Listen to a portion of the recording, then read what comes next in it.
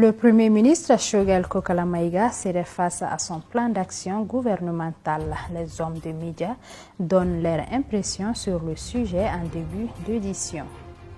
Ce dimanche 17 avril 2022, la communauté chrétienne a célébré la Pâque. À cette occasion, certains chrétiens ont présenté leurs vœux. Le collectif de veille pour la défense des médias a tenu une assemblée générale d'information ce jeudi 14 avril 2022. C'était dans l'optique d'informer l'opinion nationale sur le processus de mise en place du collège de la HAC. Bonsoir et bienvenue dans cette édition. Comme annoncé dans les titres, le Premier ministre chef du gouvernement, Choguel Kokala Maïga, serait face aux membres du CNT dans les jours à venir pour évaluer son programme d'action gouvernementale. L'annonce a été faite le lundi 4 avril 2022 par le président de la dite institution, le colonel Malik Diaw, lors de son discours d'ouverture de la session ordinaire d'avril 2022. C'est dans ce sens que notre reporter Oumar Koïta a recueilli les impressions de quelques hommes de médias. Écoutons-les. Après son passage au Conseil national de transition le vendredi 30 juillet et le lundi 2 août, lors de la présentation de ce programme d'action gouvernementale, le Premier ministre chef du gouvernement, Dr Choguel Kokala Maïga, sera à nouveau face aux membres du CNT dans un bref délai pour évaluation du DPAG. Pour élucider ce sujet, nous nous sommes entretenus avec quelques hommes de médias pour recueillir leurs impressions. Conformément au texte qui régit sur notre pays, le premier lundi du mois d'avril, c'est la session d'avril au niveau de l'Assemblée. Bon, actuellement, comme c'est le CNT, c'était le début de la session d'avril du CNT qui doit durer 90 jours. À cette occasion, le Premier ministre était présent. Conformément aux missions fondamentales du CNT, le président de cette institution, le colonel Malik Diaw, a fait savoir au Premier ministre que actuellement, les Maliens veulent savoir exactement l'état d'avancement du processus de la transition et le chronogramme détaillé. À mon avis, moi je pense que c'est une bonne chose. Parce que si on prend le CNT en tant que tel, en tant qu'un organe législatif, son rôle, son mission, c'est de contrôler les actions du gouvernement. Oui, on dit ça, action gouvernementale.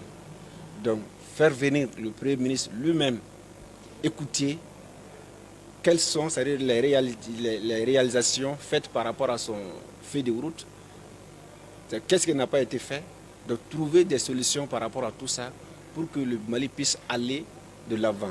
Parce qu'on sait, depuis un certain temps, les autorités de la transition et les chefs d'État de la CEDEAO n'arrivent pas à se comprendre par rapport à un chronogramme arrêté. Jusqu'à présent, on n'arrive pas à se mettre d'accord sur un chronogramme. Dans ce cas, nous sommes là, on ne sait pas ce qui va se passer. L'état d'avancement de la transition, on ne sait pas. Il n'y a pas de chronogramme détaillé. Nous sommes là, nous sommes en train d'avancer pour avancer. Alors que dans un État, on ne peut pas avancer pour avancer. Il faut avancer sur des bases solides. Et puisque les membres du CNT sont des représentants du peuple, c'est pour cela que le colonel Malik Diaw a dit que le peuple malien veut savoir exactement ce qui se passe. Cela est plus que jamais normal. Cela ne veut pas dire que le Premier ministre n'est pas interpellable, non. Il est tout à fait interpellable, il peut venir s'expliquer. Donc ce que moi je peux dire, en tout cas par rapport à ça, et demander l'opinion internationale de doser un peu le débat à travers les réseaux sociaux, parce que les gens sont en tout cas dans la logique de créer un duel entre le président du CNT, le colonel Malik Diaw, le Premier ministre. Il faut rappeler que les 4 axes prioritaires du PAG du gouvernement de la transition sont le renforcement de la sécurité sur l'ensemble du territoire national, les réformes politiques et institutionnelles, l'organisation des élections générales, la promotion de la bonne gouvernance et l'adoption des pactes de stabilité. Autre sujet dans ce journal, après l'opération de libération de Moura dans la région de Mopti par les FAMA, des voix s'est levée, soit pour approuver la dite opération, soit pour la condamner, du fait de ce que certains médias étrangers ont laissé entendre. Pour avoir plus d'éclaircissements sur cette opération, notre reporter Amadou Ashdjara a tendu son micro au journaliste Abdoul Niang. Écoutons. La situation à Moura est très clair pour tout esprit indépendant. Moura était indéniablement un sanctuaire terroriste. Vous vous rappelez, depuis que la Katiba de AQMI s'est installée à Moura il y a au moins 4 à 5 ans, les populations de Moura sont victimes de toutes sortes d'atrocités. Ils ont imposé un diktat pour adopter l'idéologie salafiste, soit on vous élimine. Les populations de Moura vivaient dans ces conditions. Et à cela s'ajoutent les razzias, parce qu'il n'y a pas d'autre appellation digne. Parce que les gens étaient obligés de donner une partie de leur récolte, une partie de leur bétail chaque année, soi-disant l'aumône, la zakat, que l'islam demande souvent. Pour des populations déjà fragilisées, appauvries. Et quand on va imposer de telles conditions, je crois que c'est plus cruel. C'est dommage que les organisations de défense des droits de l'homme ne sont même pas attentives à ces cruautés. Il y a des enfants, des jeunes qui ont été endoctrinés. On a même demandé à certains jeunes, si vos parents ne sont pas d'accord que vous embrassiez le djihad, vous pouvez les éliminer. Il cite l'exemple de certains califes, compagnons du prophète, qui ont eu à tuer leur père, tel que Omar bin Khattab, qui a tué son père pour la cause du djihad. Voilà comment les gens étaient endoctrinés. Les villages voisins, presque tous les villages de la localité de Djenné étaient soumis aux mêmes cruautés, aux mêmes absurdités, au vu et au su de tout le monde, et c'est là depuis des années.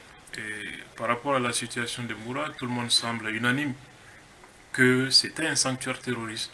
Même les propagandistes, les médias de propagande, les médias de la haine et autres, qui sont là avec les ONG pour faire un blanchiment du terrorisme, sont tous d'accord que effectivement Moura était un sanctuaire terroriste. Donc condamner l'armée pour avoir massacré des civils, c'est une vieille chanson, parce que le terrorisme bénéficie de plusieurs complicités. Il y a des acteurs et des bénéficiaires du terrorisme qui sont d'acteurs différents, qui opèrent sur différents théâtres, mais convergent vers le même objectif, qui est de soumettre notre pays. Donc chaque fois que l'armée essaie de jouer son rôle, prendre position pour vraiment neutraliser le terrorisme, vous voyez des acteurs qui surgissent de nulle part, comme s'ils ne savaient pas que les terroristes étaient en train de commettre des atrocités, pour crier à la discrimination,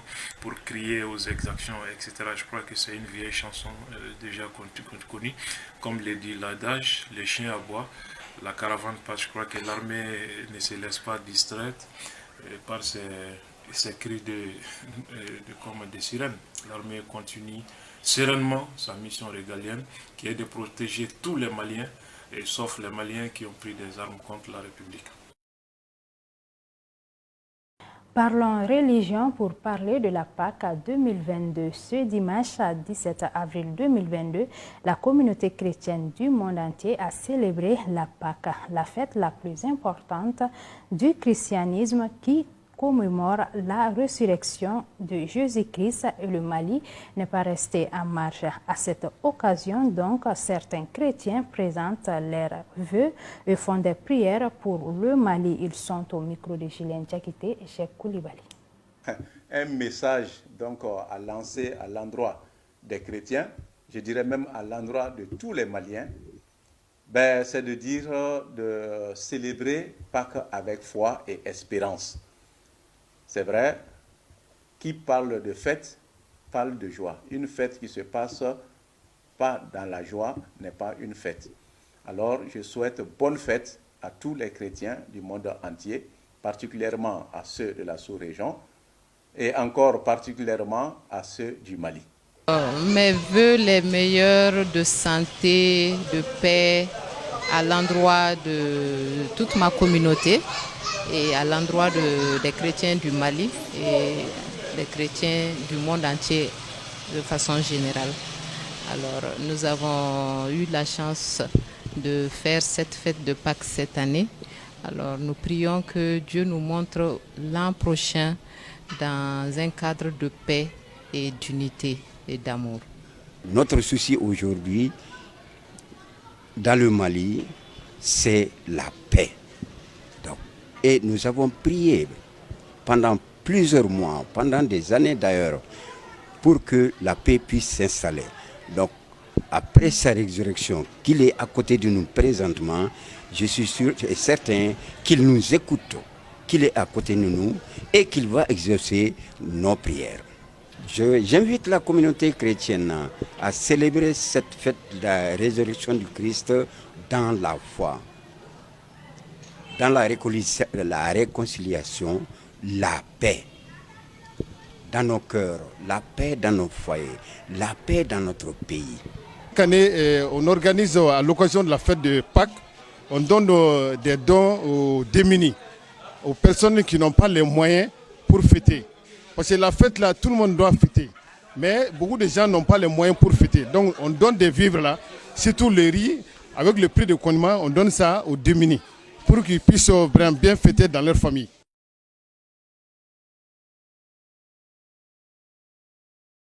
Et voilà, nous souhaitons une bonne fête à la communauté chrétienne du Mali et d'ailleurs l'actualité continue dans nos régions avec Fatoumata Traoré.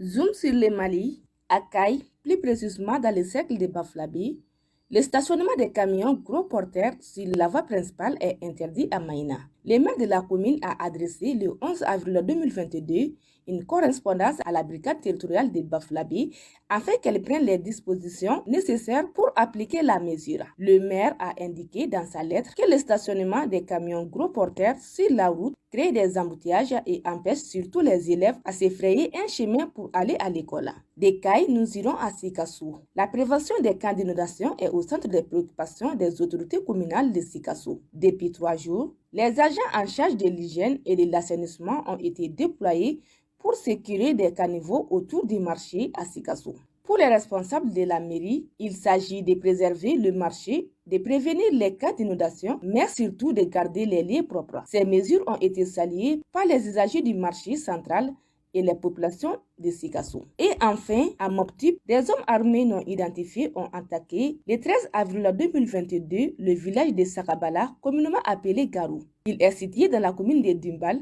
cercle de Bankas. Le bilan est des morts et tout un quartier incendié. Les habitants de la localité lancent un appel aux autorités pour assurer leur sécurité. C'est tout pour Zoom d'aujourd'hui.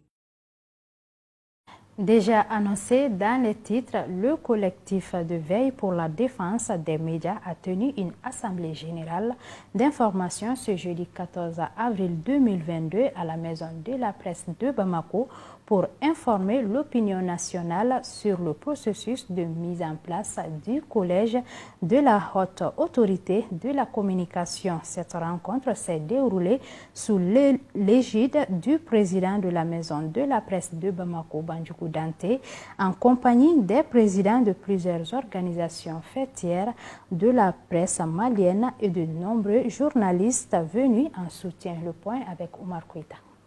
Cette assemblée générale avait pour but de rendre compte à l'ensemble des organisations fêtières de la presse malienne les tenants et les aboutissants du dernier processus d'élection et de nomination des représentants de la presse malienne à la haute autorité de la communication.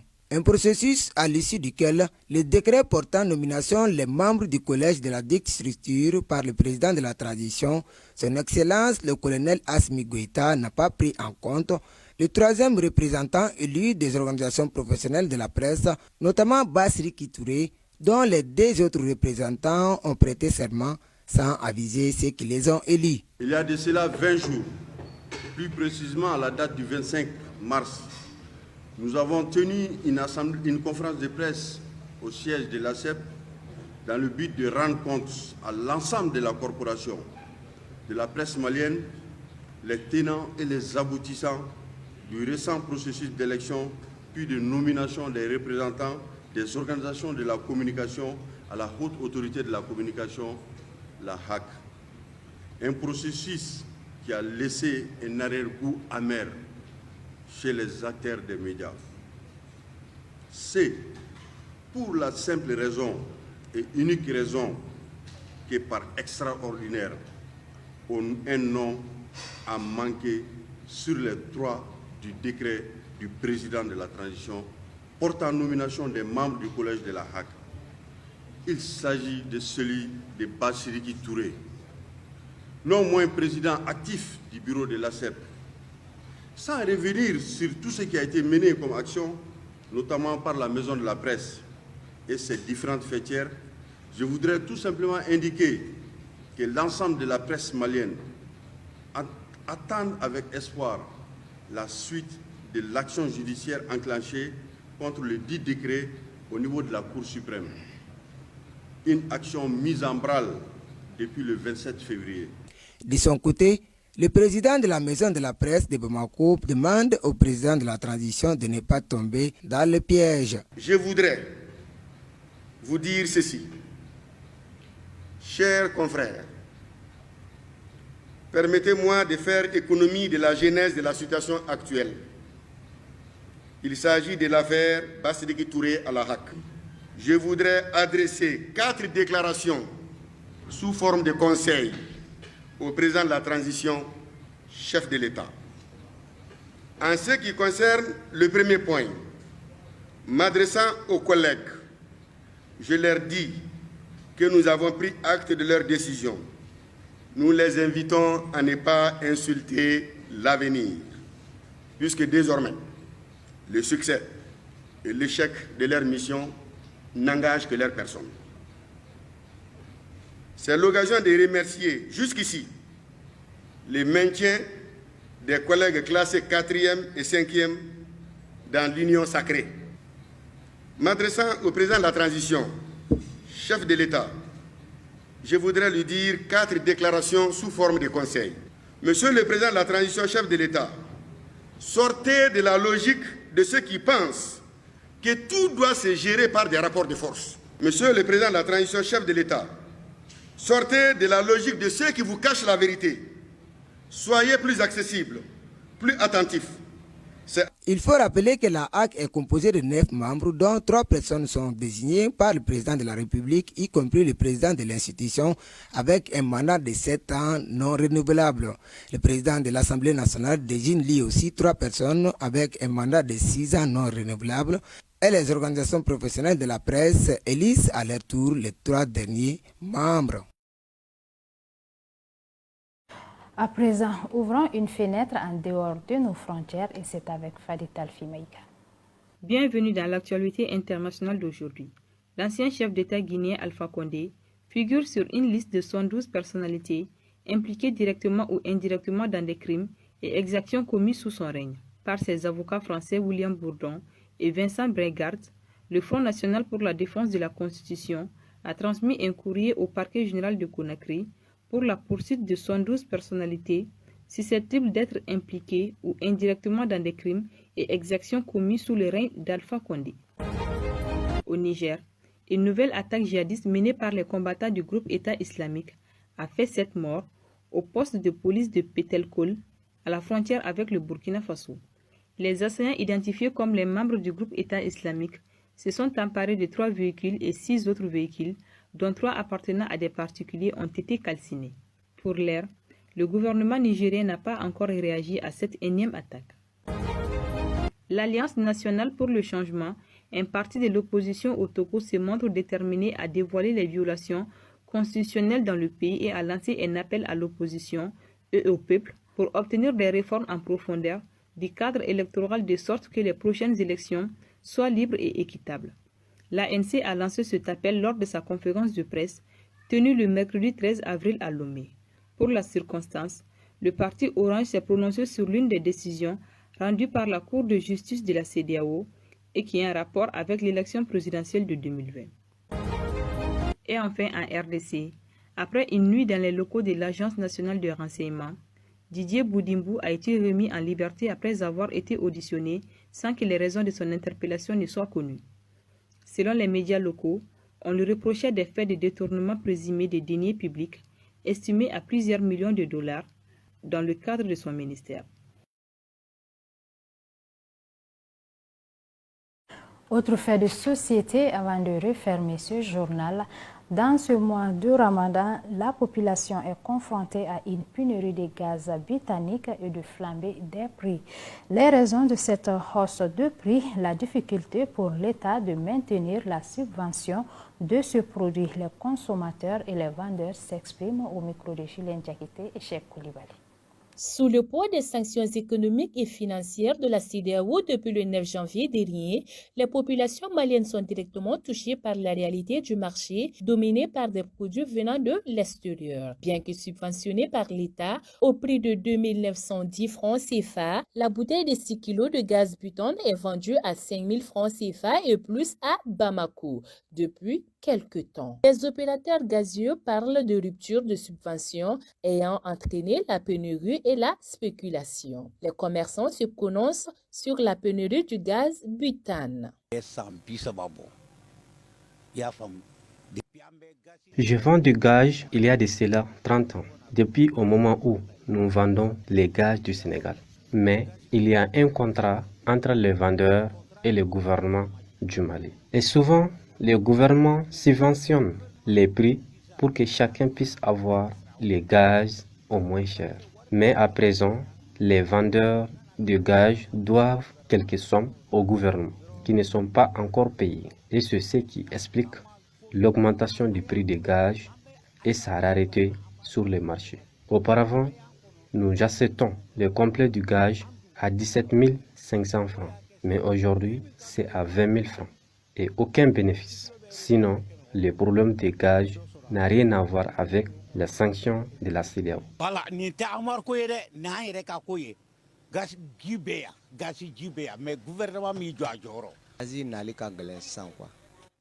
À mon avis, je dirais que le problème des gaz est dû au fait que les frontières sont fermées et il y a une incompréhension entre les détaillants et ceux qui font les dépôts. Aujourd'hui, les gaz dont nous avons, le prix est de 5 000 à 6 000 francs. Et le gouvernement n'a pas encore payé les frais de subvention et autres. Sinon, nous les détaillants, nous ne trouvons rien comme bénéfice. Si le gouvernement arrive à trouver une solution, ça nous fera plaisir. Sinon, le temps des ATT, des gaz étaient à 2 000 francs. Mais aujourd'hui, c'est très cher. S'il y a une chose qui hante les populations maliennes en ce début du mois de Ramadan, c'est bien la flambée des prix des produits de première nécessité. Vraiment, le prix du gaz est très élevé maintenant et surtout en cette période de Ramadan. Sinon, bien avant le Ramadan, le gaz était à 8 500 francs, le grand et le petit à 3 000 francs. Mais aujourd'hui, le grand est à 11 000 francs et le petit à 5 000 francs ou 6 000 francs. Et nous trouvons ça trop cher. Nous demandons à ce que le gouvernement diminue le prix des gaz, surtout en ces mois de Ramadan. Pour le moment, les consommateurs sans défense sont coincés entre pénurie et spéculation. Face à cette dure réalité, les populations, comme toujours, continuent d'observer la flambée des prix à tous les niveaux, espérant vainement une quelconque diminution.